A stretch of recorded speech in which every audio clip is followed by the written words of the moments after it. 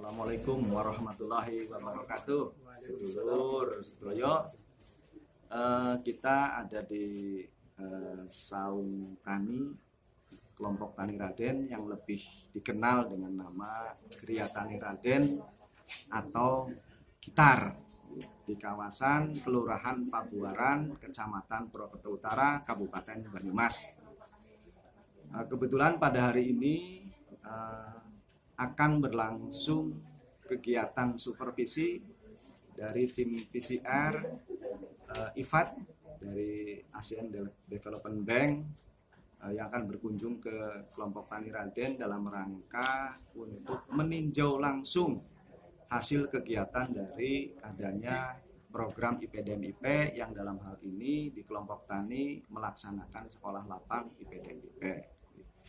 Dan sekarang saya sedang bersama Ketua Kelompok Tani Raden dengan Bapak Narlim Mugiarso. Sehat Bapak? Alhamdulillah. Semoga sehat selalu. Karena ketertarikan dari tim PCR IFAD ini Pak, khususnya ke kelompok Tani Raden itu karena ini mendengar hasil kegiatan, bahkan mungkin sebetulnya sebelum hasil kegiatan IPDN-IP bermulai, Bapak Mugiarso ini sudah melaksanakan pertanian yang ramah lingkungan dengan minimum asupan kimia sintetis.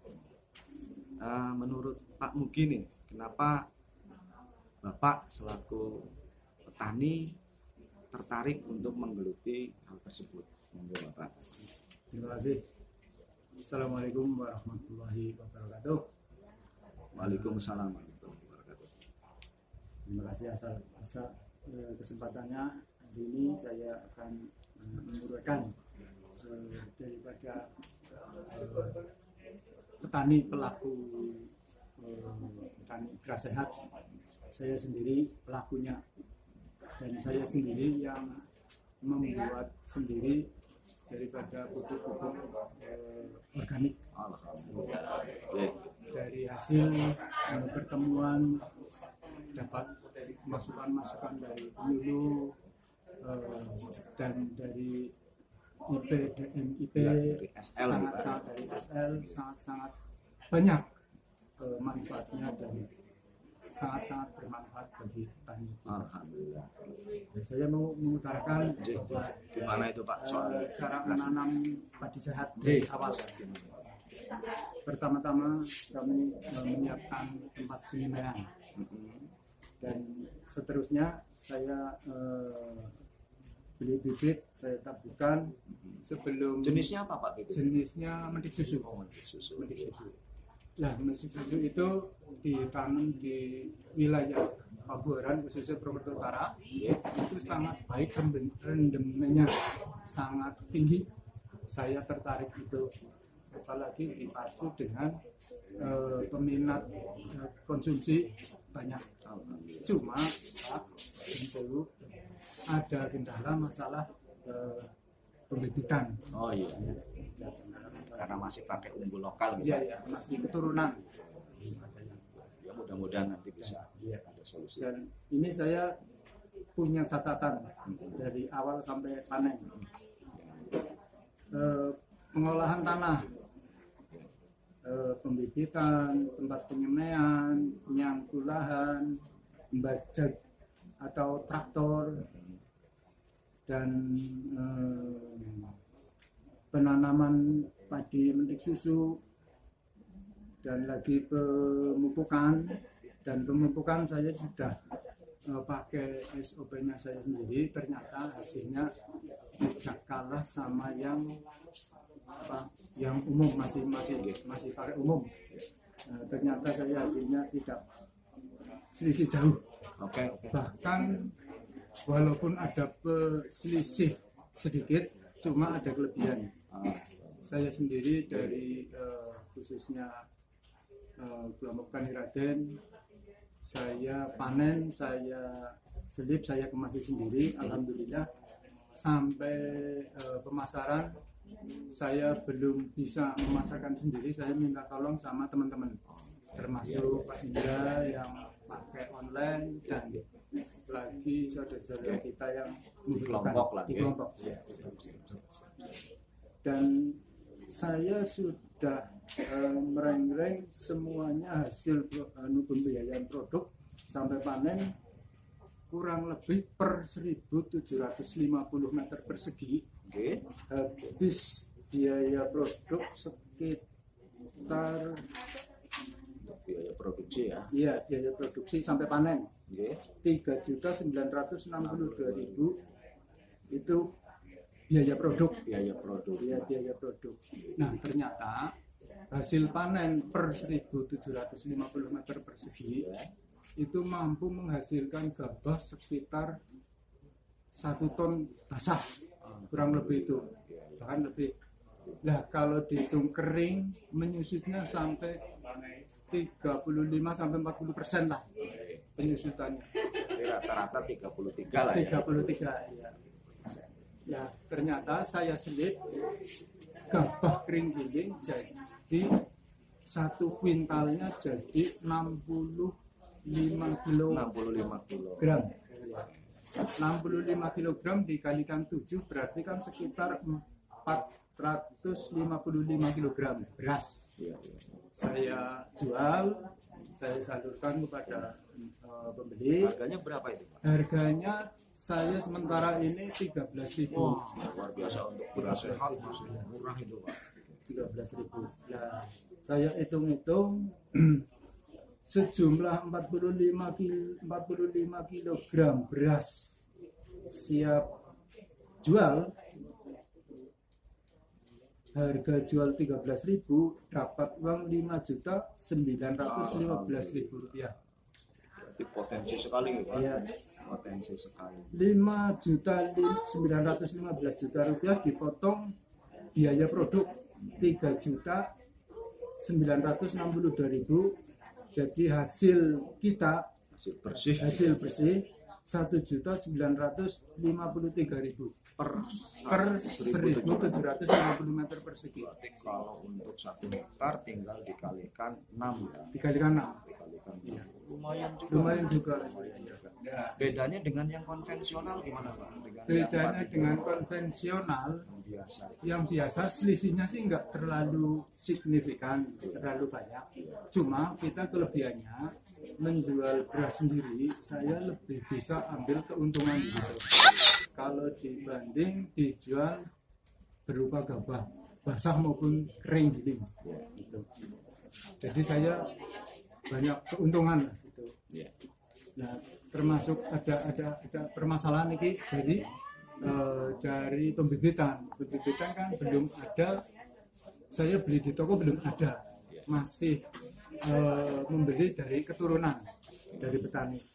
Nah, ternyata hasilnya ke sini itu jadi berubah warna, nggak bisa jadi kayak yang F1. Memang kendalanya kalau untuk kualitas unggul lokal itu di nyari F1-nya yang susah. F1-nya yang susah. Kalau keturunan banyak, cuma nantinya menjadi beras itu banyak penurunan kualitas gitu. Terus manfaat dari IPDM-IP sendiri dalam mendukung kegiatan yang dengan laksanakan apa? Nah, program IPDM-IP khususnya di kelompok Tani Raden banyak yang bermanfaat bagi kita seluruh petani, khususnya kelompok Tani Raden.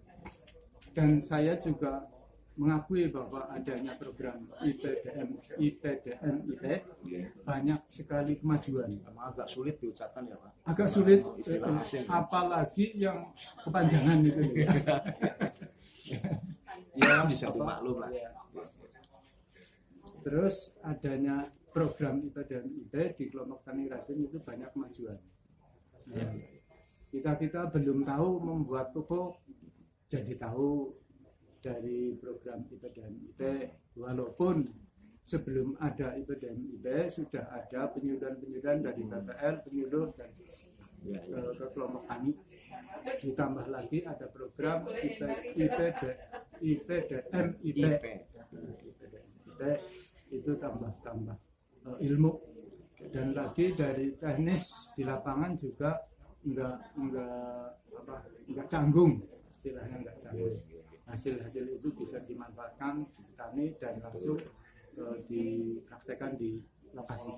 Betul Pak Mugi, karena memang IPDM-IP itu sebetulnya menyasar untuk pengelolaan irigasi secara partisipatif dari masyarakat yang terintegrasi. Jadi memang harapannya ini dari program ini memang terutama kelompok-kelompok tani harus bisa merasakan gitu efeknya perbaikan jaringan tersier, sekunder segala macam.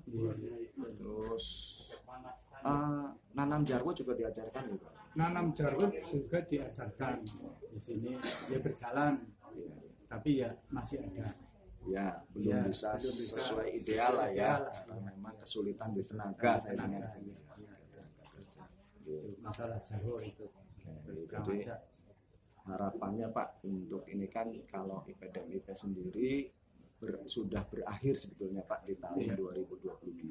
Itu harapannya apakah masih perlu ada program-program lanjutan yang mungkin walaupun tidak namanya IPDM-IP tapi mungkin apa yang bisa bermanfaat untuk kelompok tani terutama yang sudah mulai gemergah atau sudah mulai bangkit sehingga kayak panjenengan tadi ada bisnis agribisnis di beras sehat bisa terdukung, terus yang lain-lain karena di Raden ini saya lihat juga multikulturnya berjalan. Pak Mugi sendiri selain beras juga nanam tomat, nanam macam-macam gitu. Jadi harapannya apa? Betul. Saya selaku sesepuh di kelompok tani Raden mengharapkan adanya program IPDM-IP kelanjutan, dan kalau misalnya sudah selesai kita masih ingin sesuai apa sekolah lapang ini membutuhkan dukungan dari SL ya, pemberi program lah ya. Dan saya semua menginginkan apa yang sudah jalan kita berbagi, yang masih kurang kita akan meminta bantuan. Dan lagi kalau ada kelanjutan saya minta untuk di samping itu sekarang kan di kelompok tani Raden sudah enggak monoton padi enggak ya, sudah ada yang beralih holti komoditas yang bernilai ekonomi tinggi ya, gitu. Kalau kemarin termasuk kan saya sendiri nanam tomat alhamdulillah bisa panen, bisa dikasih kelebihan rezeki sama Allah. Dan lagi teman-teman kita ada yang nanam cabai, nanam tomat lagi dan lain-lain, ada sawi, ada apa itu. Kita sangat-sangat senang bahwa petani kelompok tani Raden ini enggak selalu harus padi itu, enggak. Sekarang sudah bisa alih tanaman lain. Tidak melepas dari padi memang panganan pokok, tapi kita petani juga butuh kesejahteraan, meningkatkan produksi dan kelebihan. Itu salah satu. Ya, memang betul Pak. Jadi saudara-saudara sekalian, jadi memang problematika di petani ketika usaha taninya hanya bertumbuh di tanaman pangan terutama padi, apalagi yang masih dilaksanakan dengan cara-cara konvensional, artinya belum mengarah ke pertanian yang sehat begitu. Biasanya memang antara kos produksi atau biaya produksi dengan hasil itu kadangkala tidak berimbang, atau kadangkala memang kalaupun ada hasil tidak terlalu banyak jika dibanding dengan jenis komoditas lain yang ditanam oleh para petani khususnya di Kelurahan Pabuaran ini. Jadi harapannya memang mungkin para petani kalau ada program lain yang diberikan itu mungkin bisa untuk komoditas-komoditas yang bernilai ekonomi tinggi gitu Pak. Iya. Alhamdulillah. Mudah-mudahan nanti harapannya gitu bisa didengar oleh para pemangku kebijakan atau para donatur dana program gitu Pak. Dan lagi juga di kelompok tani Raden bukan hanya holti ya, termasuk tanaman melon yang sistem greenhouse itu sudah berjalan, sudah berjalan. Dan lagi kerjasama unsur juga berjalan. Alhamdulillah beberapa tahun ini ada penelitian dan ada download apa itu dari pupuk Indonesia juga sudah masuk. Sudah Ya, masuk. sudah masuk di Nanti dukungan sebetulnya sudah Sudah, mulai ya, mulai mengalir ya Pak ya. mengalir, ya. Apalagi kedepannya nanti kalau ada program-program lagi, kita mengharapkan semua tani bisa direkomendasikan lah. Oke. Oke, jadi dari sekelumit pembicaraan kami dengan Bapak Ketua Kelompok Tani Raden, Pak Ngahli Mugiarso, paling tidak bisa disimpulkan bahwa program IPDM-IP sangat bermanfaat khususnya untuk para kadang tani, para pelaku pertanian yang masih marginal, gitu. Artinya memang perlu dukungan dan bimbingan yang penuh dari para pemangku kebijakan. Harapannya memang ini sebagai informasi di Kelurahan Pabuaran, selain kelompok Tani Raden juga ada kelompok Tani Subur. Ini adalah kelompok-kelompok tani yang masih tersisa di daerah perkotaan, karena kebetulan kita berada di jantung kotanya Kabupaten Banyumas, Purwokerto. Jadi memang lahan-lahan di sini itu tidak terlalu luas, tapi sudah bisa dimanfaatkan oleh kelompok dengan sebaik-baiknya. Untuk kelompok Tani Raden sendiri, perkiraan berapa hektar itu Pak? Perkiraan sekitar 20 hektar, 20 sampai 25 ya. 20 sampai 25. Harapannya jadi pengembangan gitu tadi. Jadi di sini juga selain kelompok tani ada KWT-nya juga. Ada KWT-nya juga, ya. Juga yaitu KWT Lestari namanya ya Pak. KWT-nya juga sudah mengeluarkan produk-produk dari KWT, antara lain dari cendol bengkoang Itu dia. dan apalagi banyak. Tapi ternyata yang kelihatan itu cendol Cangkol bengkoang. bengkoang ya. Nanti kita cicip bareng-bareng Pak. Sudah Jadi membuat memang, itu keripik alhamdulillah, dari memang pare, kreativitas, ya. dari terong, Iya. udah bikin.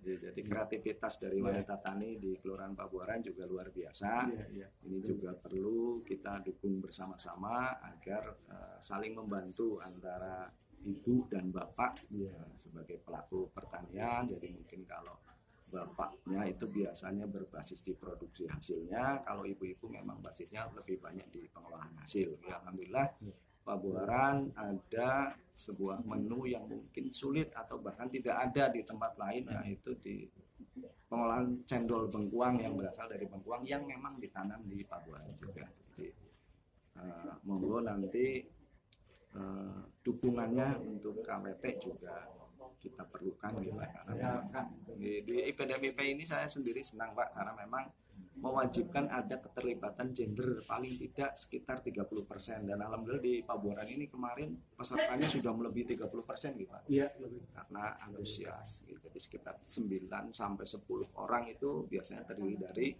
ibu-ibu dari 25 peserta. Mungkin itu saja yang bisa kami sampaikan.